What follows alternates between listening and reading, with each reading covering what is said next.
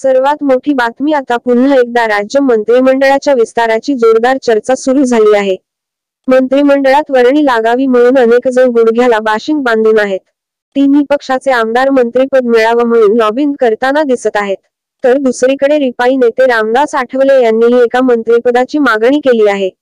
त्यामुळे या विस्तारात कुणाला संधी मिळणार आणि कुणाला गच्छंती हे पाहावं लागणार आहे. मात्र असं असलं तरी या विस्तारापूर्वीच राज्याचे राज्य उत्पादन शुल्क मंत्री शंभूराज देसाई यांनी मोठं विधान केलं आहे.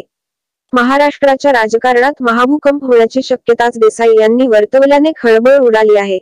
शंभूराज देसाई यांनी मीडियाशी संवाद साधताना हा दावा केला आहे. राज्यात लवकरच मंत्रिमंडळाचा विस्तार होणार आहे. मुख्यमंत्री एकनाथ शिंदे आणि देवेंद्र फडणवीस यांच्यासोबत शरद पवार गटातील अनेक नेत्यांची चर्चा सुरू आहे. हे नेते अजितदादा गटात प्रवेश करणार आहेत.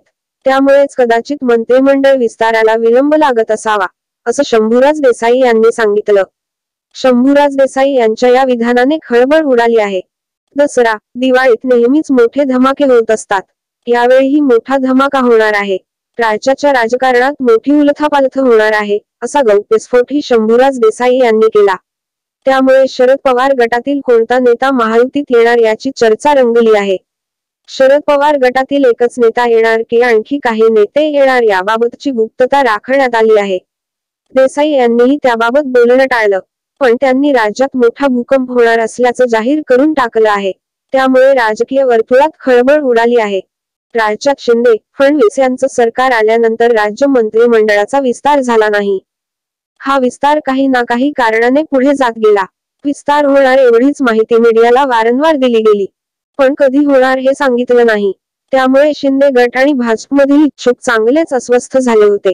मात्र एक दिवस अचानक मंत्रिमंडळ विस्तार झाला, पण त्यात शिंदे गट किंवा भाजपचे इच्छुक आमदार नव्हते, तर थेट अजित पवार आणि त्यांच्या सहकाऱ्यांचा शपथविधी झाला. अजितदादा यांचा गट भाजप सरकारला येऊन मिळाल्याने सर्वांच्याच भुवया उंचावल्या होत्या. त्याचबरोबर मंत्रिमंडळ विस्ताराला का विलंब होत होता याचं उत्तरही मिळालं होतं. आताही मंत्रिमंडळ विस्तार होत नाहीये, केवळ विस्तार होणार एवढंच सांगितलं जातं. आता शरद पवार गटातील आणखी नेते महायुतीसोबत येणार आहेत. त्यामुळेच कदाचित विस्ताराला विलंब होत असावा, असं देसाई यांनी सांगितलं. त्यामुळे देसाई यांच्या या म्हणण्यात तथ्य वाटत असल्याचं राजकीय जाणकार सांगतात.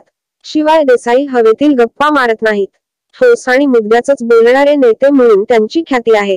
त्यामुळेही त्यांच्या दाव्यात तथ्य असल्याचं मानलं जात आहे.